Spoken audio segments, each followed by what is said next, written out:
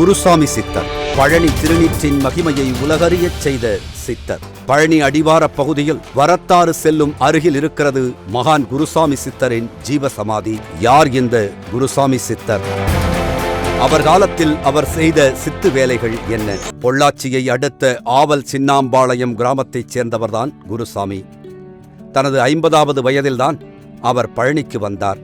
குருசாமி சித்தர் பழனி வந்தபோது இந்த பகுதியின் பசுமை அவருக்கு மிகவும் பிடித்துப் போகவே இங்கிருந்தே முருகனை நோக்கி கடும் தவம் இருக்கத் தொடங்கினார். இதனையடுத்து முருகனின் அனுக்கிரகம் குருசாமி சித்தருக்கு முழுமையாக கிடைத்தது.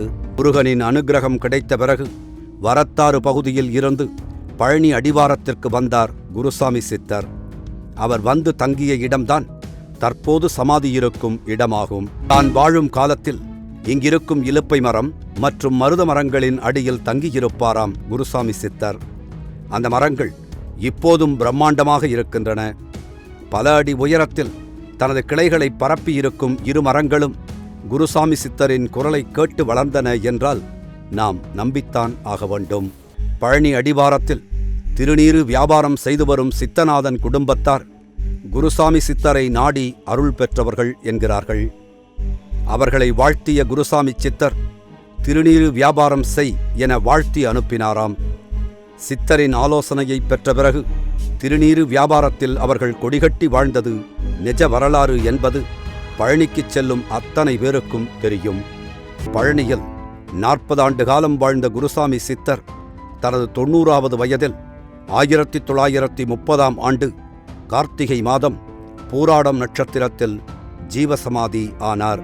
குருசாமி சித்தரின் ஜீவசமாதிக்கு செல்ல பழனி அடிவாரம் சென்று அங்கிருந்து சமாதிக்கு செல்ல வேண்டும். மகான்களை படிக்கும்போது எனக்கு தோணும், வள்ளல் பெருமானாரையும் அருட்தந்தையினுடைய உலக சமாதானத்தை படிக்கும்போது ஆச்சரியப்பட்டு இருக்கிறேன். எவ்வளவு நுணுகி போயிருந்தா இப்படியெல்லாம் எழுத முடியும். அதே ஆச்சரியத்தை உண்மையாக மனதார சொல்கிறேன். இந்த ஐயாவுடைய ஞான அமிர்தம் படிக்கும்போது நான் ஆச்சரியப்பட்டேன். ஞான அமிர்தம். நாம் எங்கும் ஏமாறாமல் சித்த நிலை உடையவர்கள் எப்படி இருப்பர்? அறம் மூலமாகவே நம்முள் இறை உணர்வை எவ்வாறு பெறுவது? சித்தர்கள் அருளை பெறும் சூட்சும வழிகளையும் இயல்பான வாழ்விலே ஞான வாழ்வை வாழும் வழிகளையும் சித்தர்கள் சொன்னதை எளிமையான உரையில் எல்லோரும் புரிந்து கொள்ளும் வகையில் இந்நூல் படைக்கப்பட்டிருக்கிறது. நூல் உங்களுக்கு வேண்டுமா?